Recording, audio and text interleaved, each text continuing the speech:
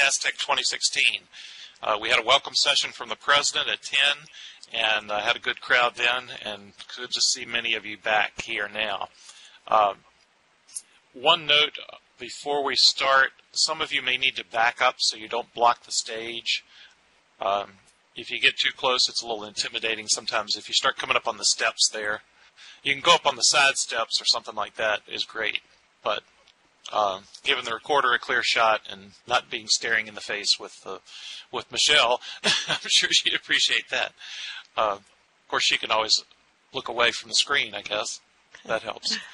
Anyway, good to have you all, and just wanted to give you just a word of introduction about Dr. Michelle Miller. I'm not going to go through the whole bio because you read that and that kind of thing. I would like to say a little bit. Michelle was our closing keynoter last year, and we so much enjoyed her being in the conference throughout, spending time in the sessions, asking questions, and making comments that were useful into just improving the whole conference. And it was just such a lot of fun. I had the opportunity to meet Michelle at the Online Learning Consortium conference back in October. And it was just like we'd known each other, even though I'd only known her as an avatar. She looked like her avatar and everything. So it was interesting.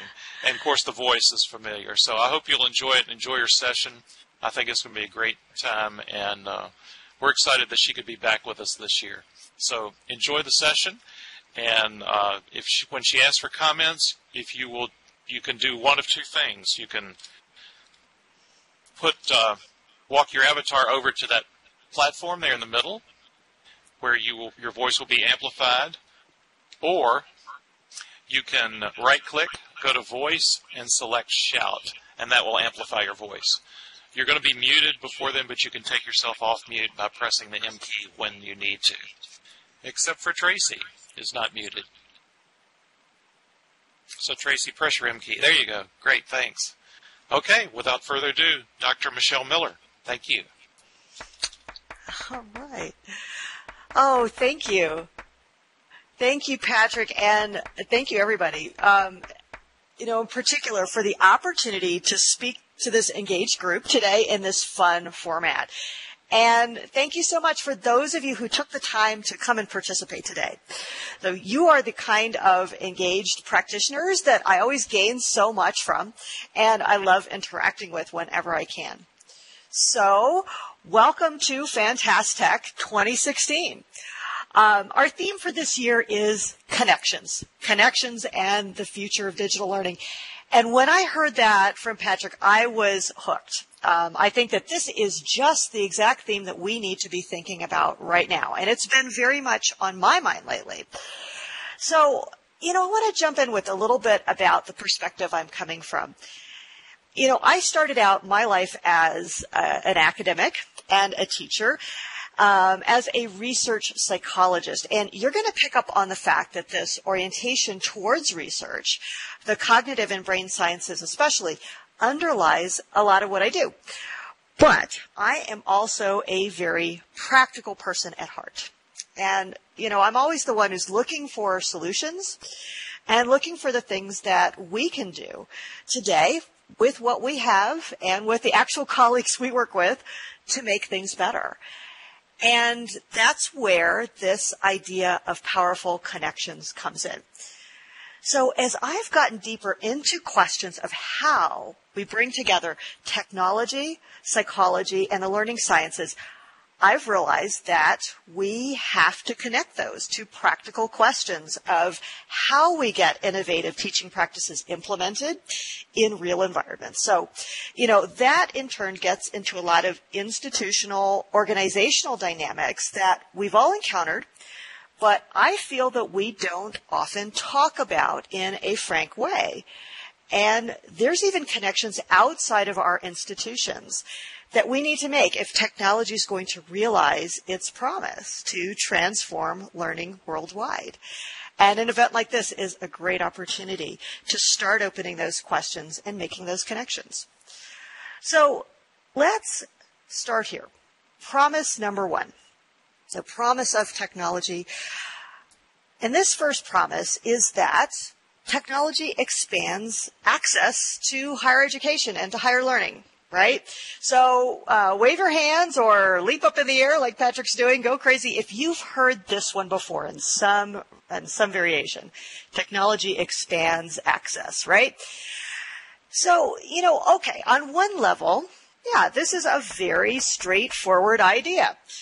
So if you can't physically get yourself to a place where you can do a face-to-face traditional program, well, here's something that you can do online, right? Or you can do part of it online. And, this is an important promise, sure. And, I can certainly relate to this because I come from a very unique region myself. That's where I work. I'm in an area with some of the most physically and socially isolated communities in the United States. And this picture in my background right here is from my neck of the woods in Monument Valley, near, among other things, the Navajo Nation. So I get this promise, right? But there's also a more nuanced thread, I think, to this access concept. There's more to access than just, physical proximity. And it's this. You'll get farther with your education. You'll learn more and maybe even in less time. And so we're better able to address individual learning needs, to personalize. So some things say like a barrier in foundational math. That doesn't need to sideline you as a student from the course that you need or even the career that you want. And we can, and we do, identify these barriers so much more easily now with our technology. And we can address them without making everybody else stop out and do the same thing at the same time, right? And this is great. This is a great promise. And here's another promise that I think is really important, especially to me and the background that I'm from. And that's this. And it's that technology lets us instantiate learning science, right, in ways that we never could before. So, here again, practical person that I am, I just love this idea. The idea that we could take these findings that have been piling up in research journals for years and years and years and put that in the hands of people in classrooms and implement those things, that's amazing. To make these ideas doable, sometimes even efficiently and sometimes on a large scale with our technologies. And, I've been writing about this and talking about this, as have other people, for what feels like a very long time now. And this is a big promise, right? That we can teach in ways that are better grounded in learning science. So I did want to kick off with highlighting some of these findings and ideas, big concepts from learning science that I think that we can really have at the front of our minds as we design our online learning experiences. But I did want to preface that with a bit of a caveat today, which is that I do just want to highlight some of these. This is not the talk where I'm going to be kind of digging into detail about the background and the backing for all of these ideas from learning science. Among other things, that's the talk I gave last year at Fantastic, and Patrick Spen has very graciously provided that talk if you'd like to go through it. So with that caution in mind, though, what are some of these ideas from learning science that I think are so important to us that we can start tapping into? Here's one broad group of them, the ones that I would subsume under applied memory, the findings from memory that we can harness in our learning designs to allow students to build a base of knowledge more efficiently and sometimes more effectively. Now, this topic also comes with its own caveat, which is this, that, all of us engaged practitioners and teachers know that memory is not all there is to learning, right? So I wanted to kind of defuse that sensitivity right off the bat.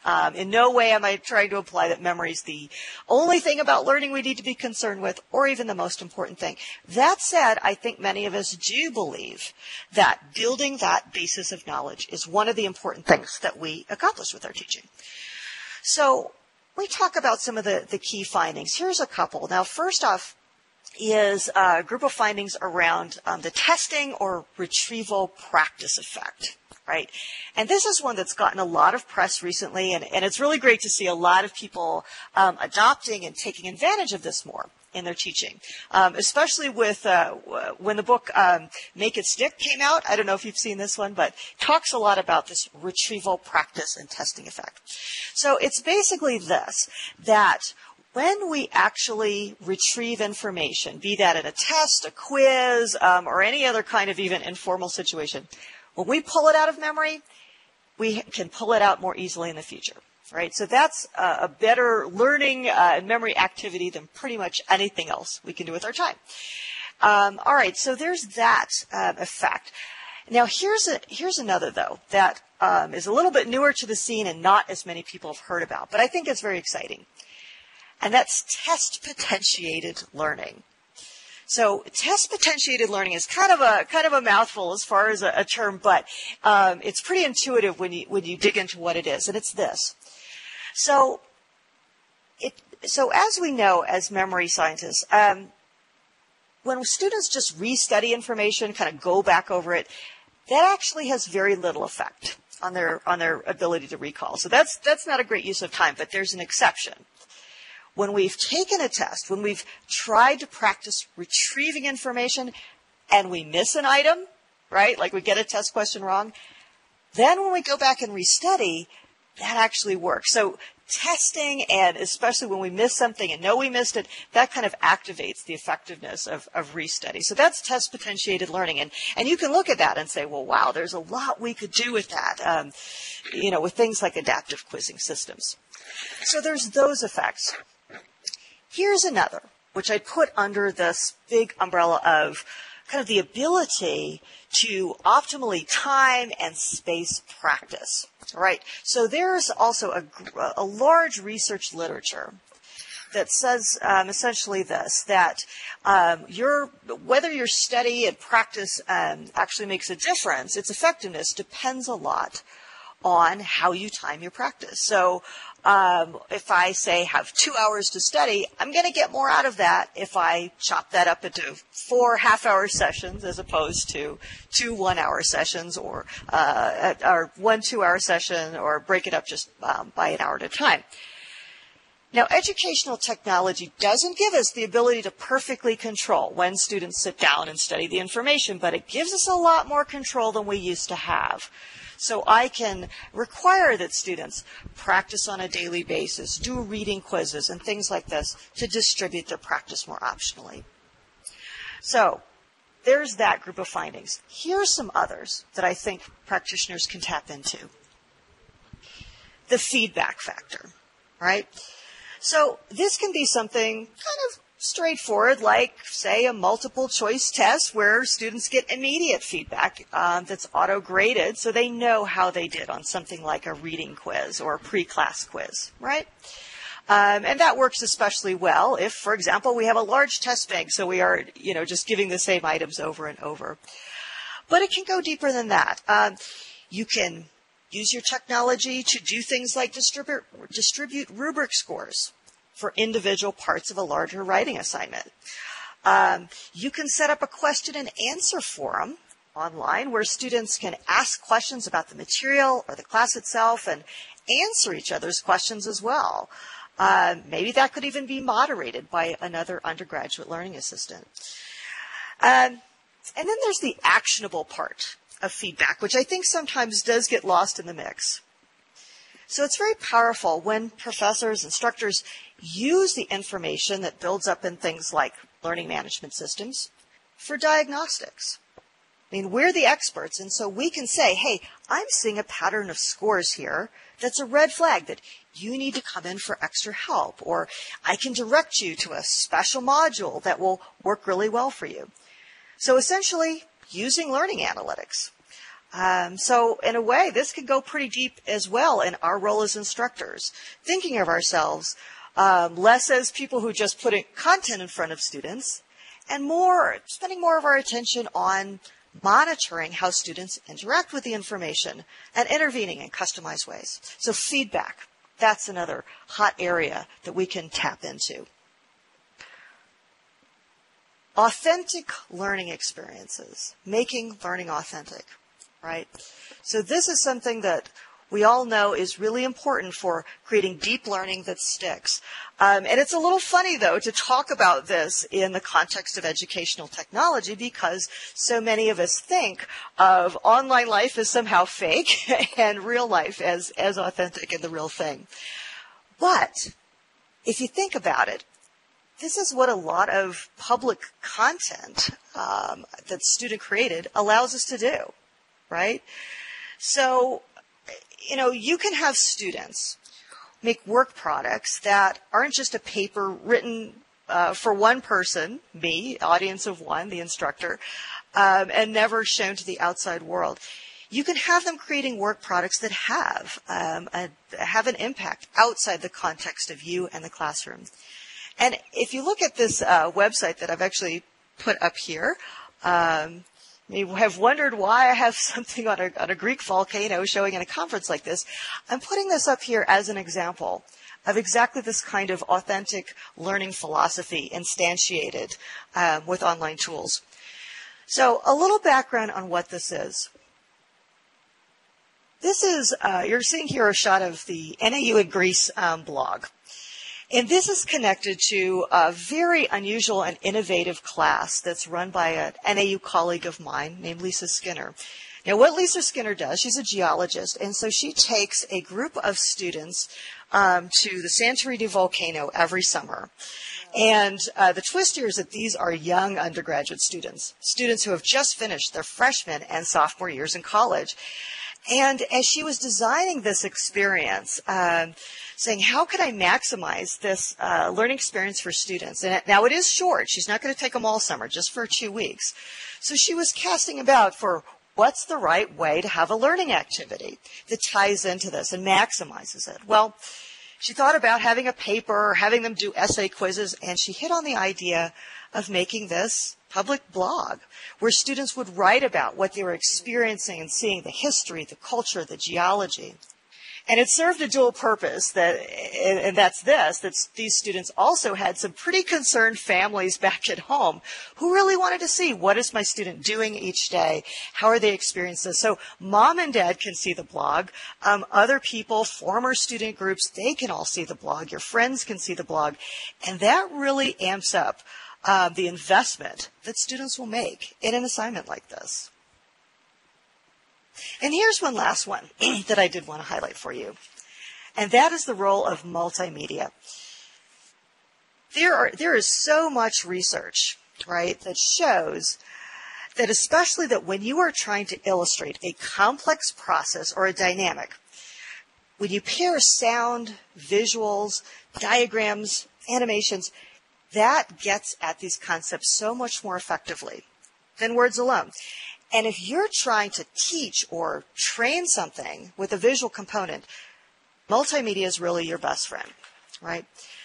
So with those ideas in mind, let's think back to that promise. You know, that's our promise. We want to do more for more people with a better basis in learning science than we've ever had.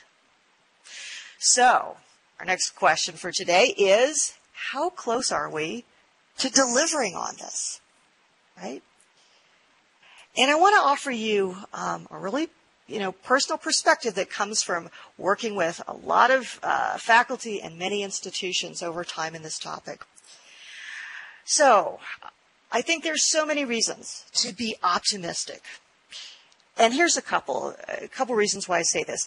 First off, engaged faculty. Engaged faculty, instructional designers, and even administrators who, we give a hard time to our administrators sometimes, but many of them are passionately committed to realizing this promise. And whenever I attend an event like this, I'm just bowled over by how many practitioners are pouring their time, their effort, their professional capital into this. We also have this great point where tech has become mainstream in a way that it really wasn't in some of its early years and for some of our early careers. So I think we are blessedly past a lot of this early stuff about, can anybody really learn anything from a computer? And is this online thing just a fad, right?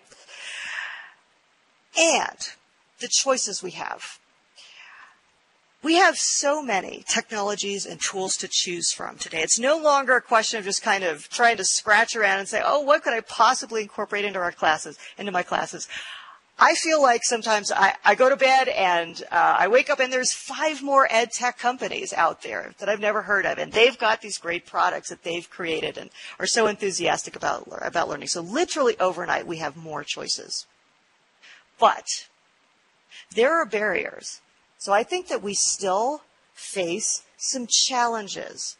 And although it's a little provocative, I do want to open up some of those challenges for you here today. So first, challenges that come from some of our institutional dynamics, the pushback, the friction that we have within our institutions that get in between us and realizing this promise of institutional technology. So, first looking at these, here's one. Many institutions still haven't gotten to that point of having a real, coherent, well-articulated vision of what role technology is going to play in, what we do for our students, right? So lacking a coherent vision, not just for, what technology are we going to invest in, but how are we going to use it and why are we going to use it, right? Here's another. And this one I have shamelessly borrowed from one of my favorite organizations, the National Center for Academic Transformation. They pointed this out years ago, and I think that this is still a real concern. So this is what I call the lone hero fallacy. Okay, and it goes something like this. So here's our vision for technology in our institution. Well, how are we going to do it? Well, so-and-so is a real whiz with the technology, right? So maybe Bob down the hall, he's great with that stuff. And, Sue in the next department over, she's fantastic. She just works wonders with this challenging class or this one group of students. And that's our plan. We're going to depend on Bob and Sue and these highly motivated individuals to carry us as far as what we're going to do with technology and our students. So actually wave your hand or jump up or go crazy if you think you've ever encountered some variation of the lone hero fallacy. All right, it's going to be the individual, some individual's going to carry this. Okay. Now, I'm not disparaging the idea of being a technology leader in your institution or of speaking up and advocating for what tech can do for our students. But it's problematic when we link technology to being the special project of a couple of special people. Among other things, when that person burns out because we've put too much on them or they move on, think about all that we lose. And it really doesn't support that idea of having a larger coherent vision, does it? Okay, here's another. The tech will fix it fallacy, okay? Now this one I run into a little less than I used to, so I think we've made progress as institutions. But here's how this goes. Okay, we want more educational technology on our campus, so we're going to start a grant program, and that will just somehow make student success go through the roof, right? Now we haven't actually analyzed our problems, which likely go a little bit deeper than not having enough tech. But we're also going to be sure to fall apart and run screaming when we run into any kind of initial problems or difficulties with the implementation. And if we don't see instant results, we're going to decide that this stuff just doesn't work. Okay, so tech will fix it fallacy. And lastly, there's one that it's a little hard to talk about because this has to do with the pushback we sometimes get from our colleagues. So, the faculty barriers and the faculty reactions around technology, I think we could put under this topic that there's sometimes this feeling or idea that when we do things online, blend, go hybrid, support face-to-face classes with teaching, that's kind of cheapening what we do. That when you put it online, you're kind of giving it away. So people will give us some real philosophical sounding objections to these. So, I think as well, as I have here, underlying this, what's the real fear? Having talked to a lot of people about some of the issues that they have and the questions they have, I think that sometimes those big philosophical objections of does tech cheapen our teaching, sometimes that conceals much more practical concerns that are sometimes well-grounded, such as this. Well, how much time is this going to take? Am I going to get in way over my head? And if I run into problems or glitches, I mean, who pays the price? The students are going to come down on me in my student evaluations, and I don't know if I can handle that. So these fears and concerns that we get from our faculty colleagues can be bruising, and they can really slow down the progress that we make. All right. So those are some of our barriers in our institutions. But I'm not going to let the technology off the hook either. So, while this is hard, and I don't want to name a lot of names, because I know a lot of our tech providers are fantastic, and they work so hard to create these new innovative products for us. I think that sometimes our technologies could do more for us as well. So I'm going to activate a couple of barriers on the technology side too. So how does the tech itself sometimes get in the way of realizing our promises? So there's the group of issues that I'll call not ready for prime time. Okay, so just those basic issues with getting the thing to work smoothly with your students in your classroom and to use it. So tech that doesn't talk to your learning management system. Tech that doesn't output data in a form that you can really readily use for things like giving students credit for using it, right?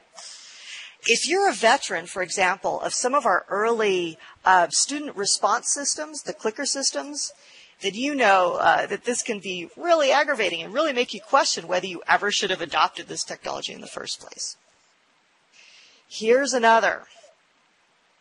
Technology that's slick, that is something really new and novel, and maybe works really well, but doesn't really link back to some of those big issues and things we wanted to accomplish. It doesn't link back to the learning principles. Or it's a great solution that's in search of a problem. And I've seen some real head scratchers at conferences. As I walk around and see the newest ed tech tool that entrepreneurs have come up with, I sometimes think, well, how does this solve a problem for me as a teacher? And lastly, probably my least favorite problem I run into with technology sometimes is content issues. So with those educational technologies that actually have the content in them, something that you're presenting to students, material to learn, and there's something factually wrong with it. Now, here's another wave your hand or jump up if you've ever run into this. You've actually uncovered a factual error. Something is wrong with that material. Yeah. Wow, that is really demoralizing when you see that. And if it's really integrated into that technology, that's very hard to fix. Now, of course, our traditional textbooks and other materials, they can absolutely have these problems, same thing. But I think that this can be particularly problematic in a technology tool because, when we do take these things out to our more skeptical colleagues and they look at them, well, they're going to spot the problems. And that creates this aura of poor quality around the whole tool and maybe even around the whole idea of incorporating that technology, right? So these are some of the things that do get in the way. So, without being too pessimistic here, I think that we aren't quite there yet. We still have a ways to go in realizing that promise of access and instantiating learning science. But that's okay because practitioners like us, I believe, have a great deal of power from where we are to use our energy to address these. How do we do it? Connections.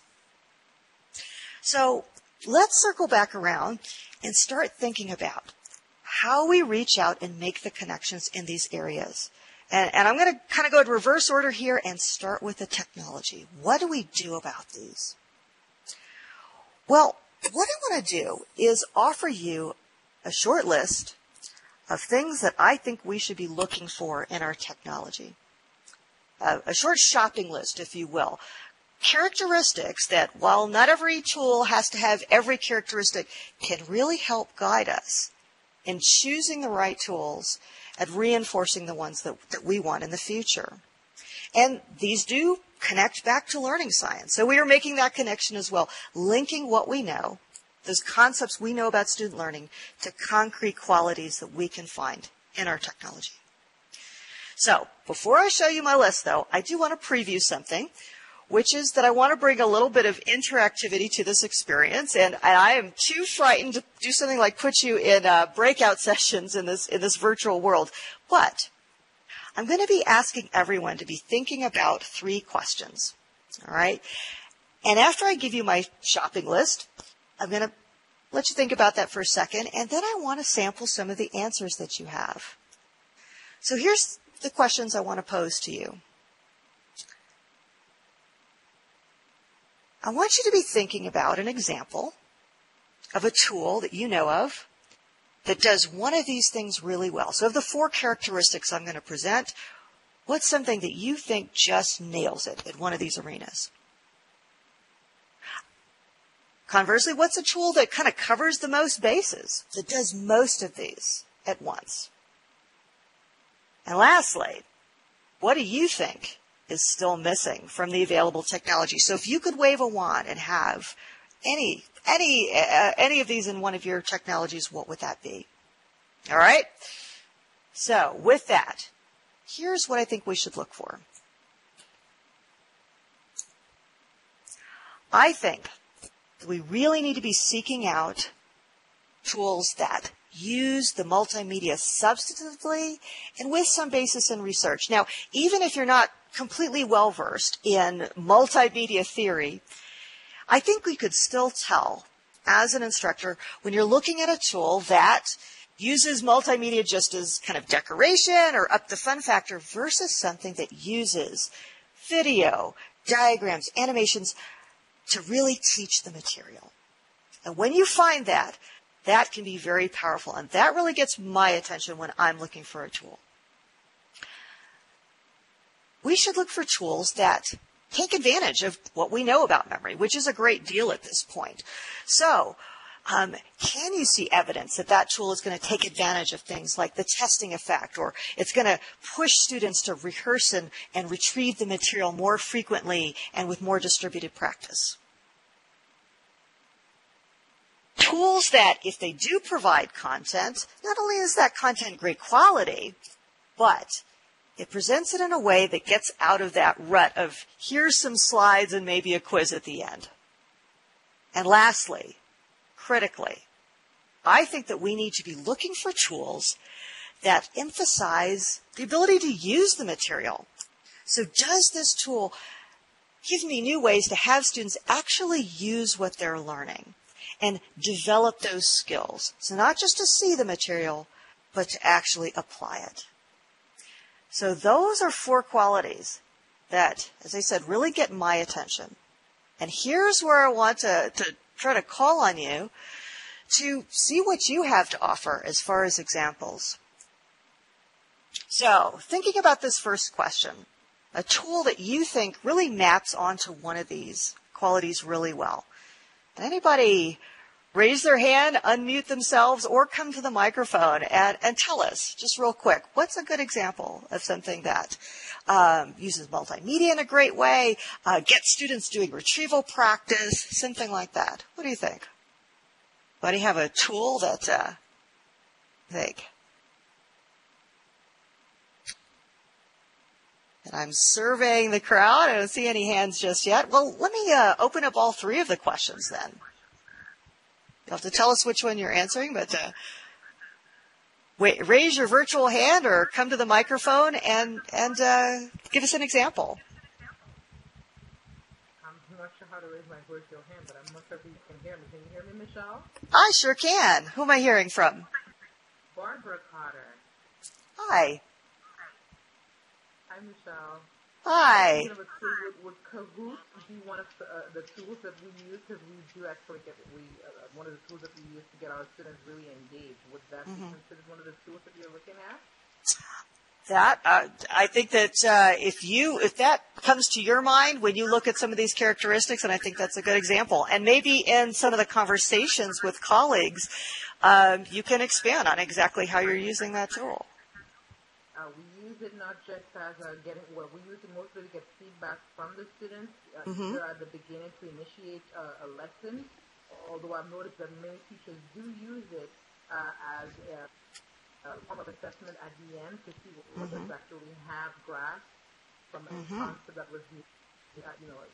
For me, I see it as an awesome tool for getting feedback, not just from the students, but also from the teachers at the beginning, during, and at the end of a class or a session.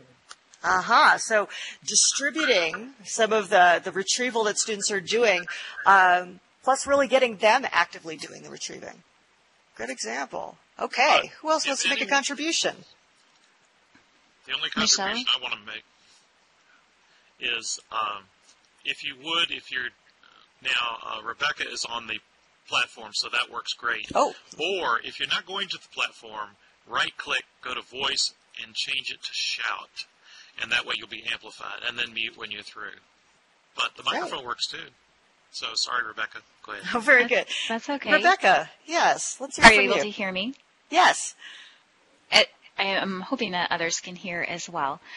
A tool that I found that does one of those well, I think, is the Pearson's MyMathLab software, because it's interactive with students. It's based on personalized learning. It meets the students where they're at. There's an opportunity for reviewing concepts that the student's not understanding, and they can go quickly through things that they're already getting.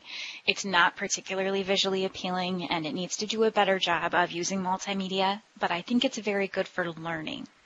Great. So it's getting there. It's getting there. There's some areas where it can be refined, but it's definitely emphasizing that skill practice, right? So it's great to watch somebody else doing math, but getting in there and doing it yourself, we know that that's what works. Right. Thank you. All right. Well, these are some food for thought questions that, again, I think in some of our interactions can focus our discussions and get us sharing information.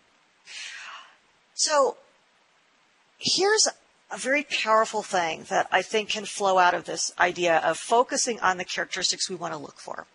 And that is opening up the connections to the tech providers, right? So when we find something that is accomplishing something for students, it's smooth and easy to use, and it's hitting these targets, we should trumpet that to the skies. We should tell our administrators that this is a high priority, that we have access to these. We should tell the companies that we like this and what we like about it. And conversely, when there's a miss, I think it's reasonable to reach out and say that as well. As you just mentioned with the critique, with some of the points about MyMathLab, here's how a good product can be made a lot better. And I think for us to get to that promise of what digital learning can do, we've got to open up more two-way conversations between the people who make the technology and those of us who are using it on the front lines. Now, I wanted to provide a personal experience as well, just with, what a small example of this two-way conversation can look like at a recent interaction that I thought was very heartening. And that is my experience talking to a company called Flipped, which makes a phone app I'll tell you about in a second. And just so you know, I don't have any real connection to the Flipped company. I don't have any stake in it. I learned about it when one of their executives made a comment on an article that I'd written about student distractions in classrooms. Now, wave your hand if students distracted on their phones and other devices has been something of a friction point for you or people that you know. Yeah. All right. So that's a big one with many instructors. And so while we might not think of a phone app as educational technology, I think it can be used this way. So what Flipped does is it essentially locks down your phone voluntarily for a pre-specified amount of time and gives a bounce back message so that, it's not just total silence if people are texting you. And the twist here is that Flipped is also social so that you can join a little group where the leader of the group can flip off. Sorry, that's what it's called. You could flip everybody off at once. So we could be studying together or in a class and say, okay, everybody, we're going to turn off our phones for now, and we're all going to do it. So, Flip came up with this idea for other reasons, but very quickly realized that this has real applications for professors and classes. And I've talked to them on the phone and also corresponded to them by email, and they've been very open and receptive to, what would make this more usable for a real instructor in a real classroom. And they're actually running some pilots with faculty right now. And if you'd like to, there's my contact at the company. If you'd like to email her and let her know that I sent you, she can give you more information about how to pilot this in a class. And what they want to do is get the information back from faculty and use that to refine the product. So, that's been my experience of what can happen when you say, I'm just going to reach out and I'm going to say what I want if I'm not seeing something out there already. Now, turning back to those barriers at our institutions and sometimes with our colleagues and how we make connections that get us over those. So, opening up productive conversations with our colleagues about mindful use of technology or really any other kind of innovative innovation and change in our institutions. Here's something that I found incredibly effective, and that's this, that you open these conversations and continually reinforce this idea of student accountability, right? So we get derailed, I believe. We start out conversations with some kind of implication that this technology is a shortcut, right? That it's here to let students do less and to provide less. Now, what we need to do, on the other hand, when we start out by saying right off the bat, this is about getting students to invest effort, right? A lot of barriers come down. And, technology can and should be a tool to elicit the kind of productive effort that we, the teachers, the experts, know is necessary to achieve expertise. And so, when we look at it that way, EdTech isn't there to cheapen or to give anything away. It's there to make students accountable for what they need to do. So when students need to do more practice or revisit some content, well, it's on them to do that, but here is a way to make that happen without having to personally police everybody or follow them every step of the way. And, you take something simple like adaptive release of content, which I know a lot of us design into online courses. And so, with that idea, until you can solve something or demonstrate mastery, show that you've passed a basic content quiz, you can't move on. And that's a real way of making accountability a part of the course with technology. Using things like pre-class quizzes, as many of my colleagues do, that's another way to get students accountable before they come into class or lab that they've done the basic work to get the most out of that experience. And you would be amazed how many barriers come down when you make it clear that we're getting the students to engage and be accountable, not just to make things more complex for the faculty. And in a way, we're really starting our conversations around shared values, right? And when we do that, the barriers come down. So that's something kind of conceptual we can do when we approach people in our institutions to talk about what technology we're going to use and why. Now, kind of tackling some of our other dynamics and pushback reactions. Thinking back to that idea of our lone hero, that using technology effectively in institutions, that's the responsibility of just a couple of super motivated people. Now, addressing this, I think that what we can do is borrow from what the course redesign movement has told us for a long time, and that is that there needs to be a mindset shift away from seeing a course as a bunch of individual classes, and instead start seeing our courses that we teach as things that belong to all of us in a department and in a discipline. Which is not to say that we're trying to standardize or police people. Rather that we need to come together around some shared visions of what we want our courses to accomplish and what tools are critical that we're going to use to get that to happen. So when you move away from the lone hero it leads us towards a more planful, more consistent vision towards what tech we need to have in our courses and why.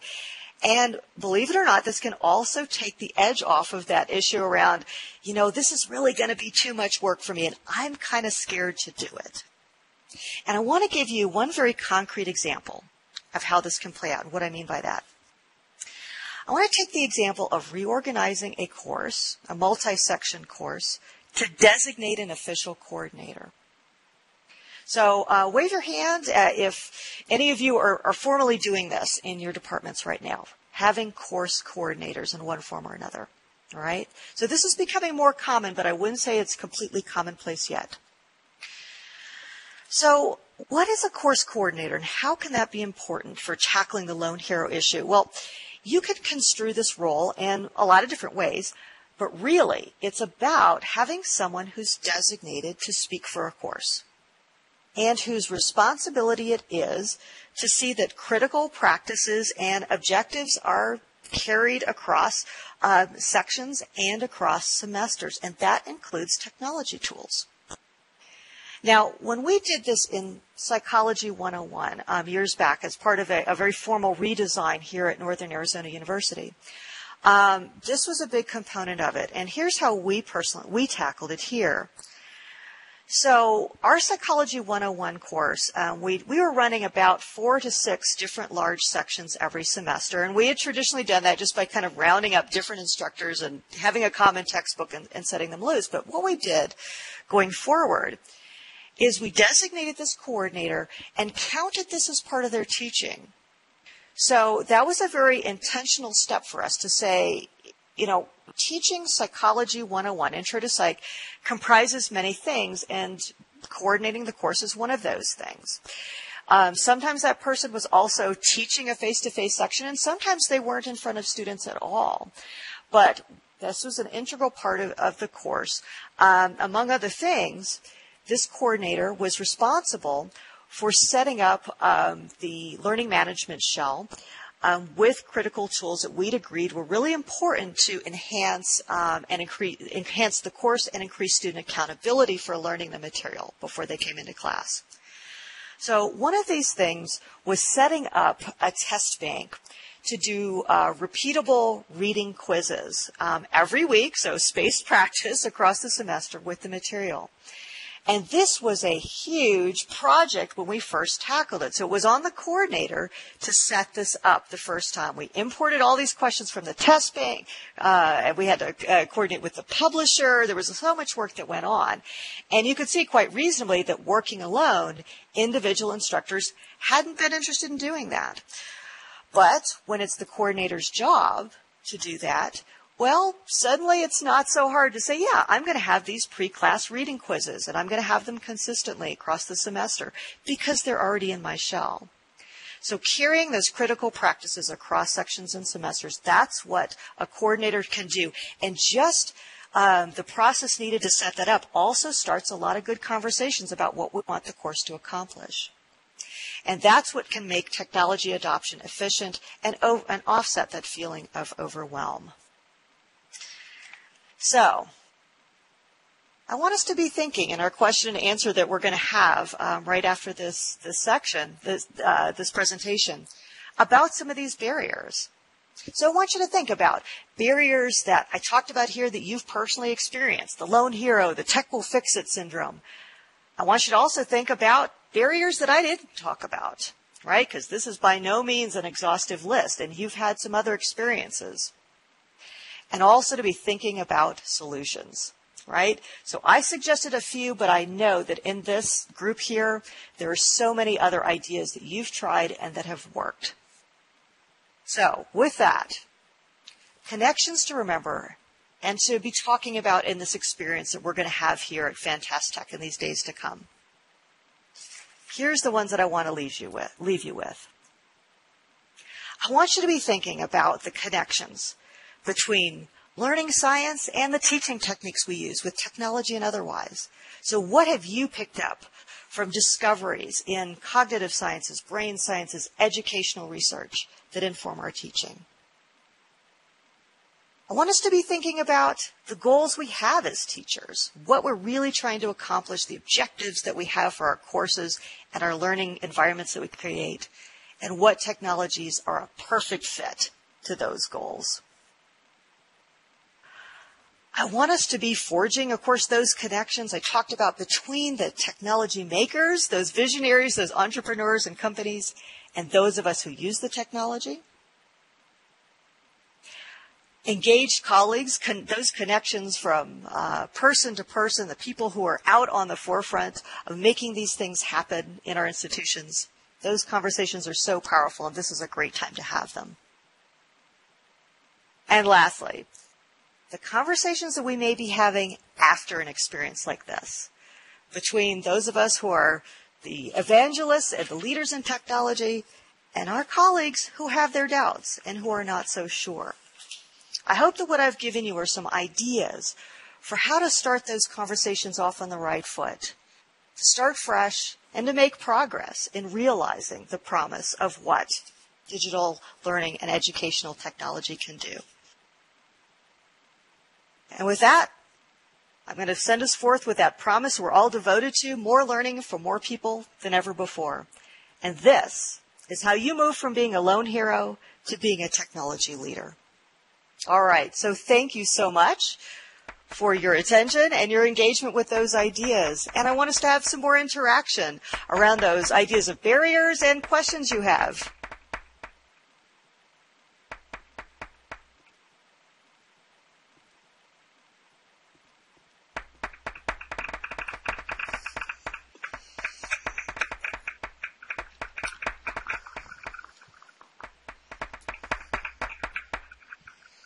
All right. Maybe, Patrick, maybe you can assist me in moderating some Q&A with our question and answer time. Well, we have a few minutes, but we do have another presenter at 1, so... Yes. Any of you have any questions, comments?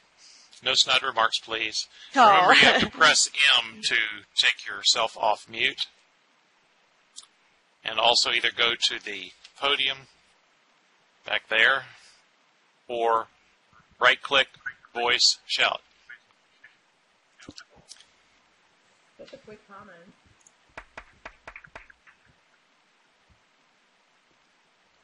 Marion's going to the microphone. That's Barbara. Can you hear me? I'm hoping everyone can hear me. Wait a minute, Marion. I think Barbara's Barbara, if you're giving a comment, please right-click, go down to voice, and click on shout so that we can all hear you. Oh, Barbara's back on mute now. Go ahead, Marion. Okay. I teach history and political science, and those are courses where the longer I teach, the less I care about how many facts my students can give out, because facts are so easy to put your hands on now, and more about how to encourage that questioning and analytical thinking.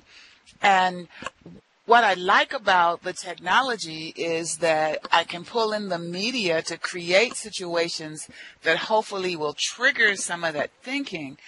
But at the same time, it is very difficult to, quote, assess that thinking on an ongoing basis where we're giving meaningful feedback to students. Because I could see me constantly in grade mode, and as someone who has a whole lot of other things on their plate, I wouldn't want to be that way. I'd like to know what kind of technology advances do you see on the future that will help us encourage and assess more of our students' development of critical thinking, challenging of information kind of skills? Yeah. And by the way, I did, just so you know, I crashed and I had to come back into the environment, so I'm afraid I just caught the tail end of that. But I think I have the gist of this really important question from Marianne. So that's right. How do we, especially with class sizes getting larger all the time, how do we engage with and give appropriate feedback for this more substantive, thinking-oriented assignments?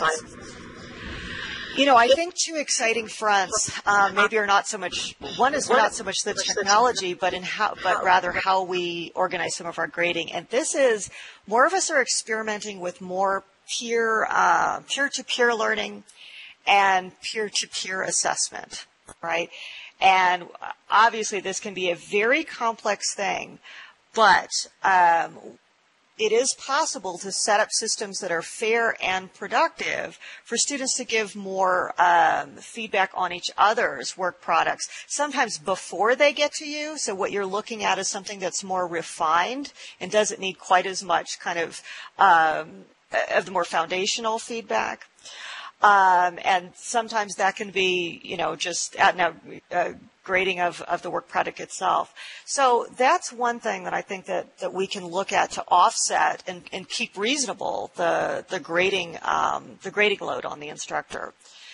So that's one possibility. I think too we can always look at how much more can we automate and take off of our plate on that with respect to foundational knowledge. So, if I'm doing less of the grading on did students kind of get the knowledge foundation, the less I do in that realm, the more I can focus on are they getting the critical thinking of this? Are they seeing the connections among the different topics that I'm teaching? So we are not to the point of having some really quick out-of-the-box solutions to this question, but I think it's a really important one to be thinking about.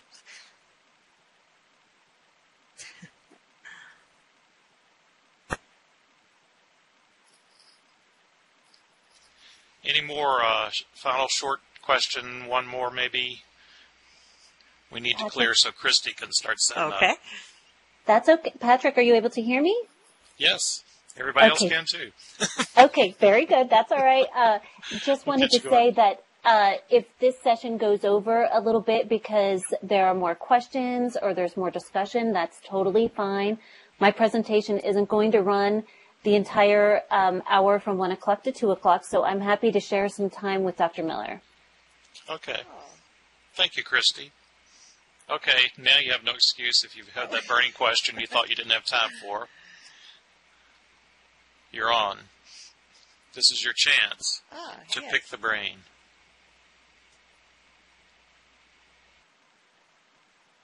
Yes, so did we have a question or comment here? Not really a question, just a quick comment. Sure. Barbara, please change your voice settings. We can't hear you. Oh, okay, hold on. Right-click and go to voice, and then go to shout. I am going to shout. Can you hear me now? Oh, yes. Great. Thank you. You're very welcome. Just a quick comment. I was very impressed with the presentation, by the way, Dr. Miller. And what I really wanted to say was that, a lot of this, quite frankly, a lot of the burden doesn't, in fact, rest on the cooperation, the collaboration, and the support that we get from administrators in seeing this actually to fruition. Because it's actually hard to use the technology, get the students engaged, if you don't have that backbone to support you. So I was really impressed with your presentation. Well, thank you. And I just decided to go provocative and put out on the table some of these issues that are hard that we don't talk about. So I wonder, can you maybe flesh out just a little bit of an example of what does lack of support look like? Or what does support look like when it does happen? What does that look like to you as the faculty member? To me, I'm in the tech department, so to me, it seems like I have to be the one training getting an administrator who's not tech savvy seems to be the key there in the support not being there.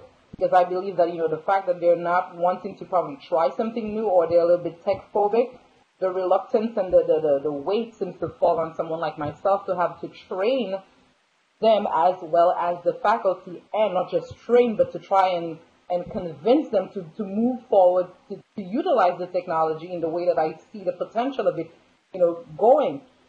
When you don't have an administrator who is tech savvy or who is tech current, I should also say, it seems to put a huge bump in the whole process. That you want to see something going, you want to see the technology be mobilized to its fullest potential, but when they don't see that, as the number one priority at the time, it takes a lot of convincing, especially when they themselves, the administrators that is, are not, tech current and tech forward, so to speak. Right, and sometimes it's not even a matter of does this person kind of know all the latest tools that are out there, or can they use them themselves? But having a realistic idea of what it costs, not just to buy, but also to support, and the time and the effort of people like yourself, what the technology can realistically do and what it can't do.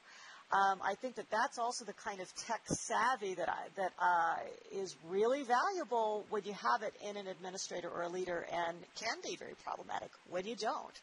So, we got to name the problems in order to start addressing them. So I really thank you for your candor and articulating that issue really clearly, I think.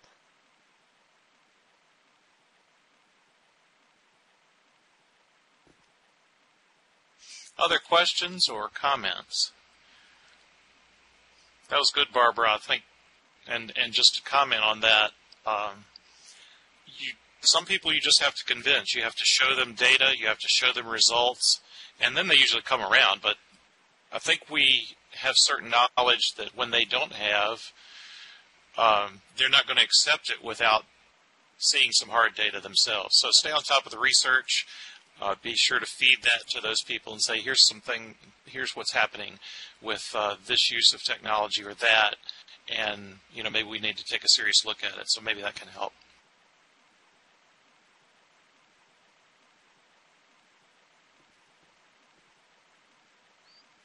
Well, I hope to cross paths with more of you in this virtual environment over the course of our next couple of days together. And as I said, I learned so much, and I'm always so happy to talk to practitioners. So feel free to just walk up to me in this virtual environment or get in touch with me in another format.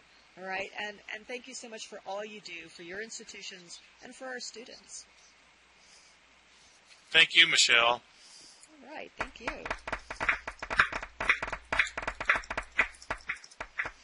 And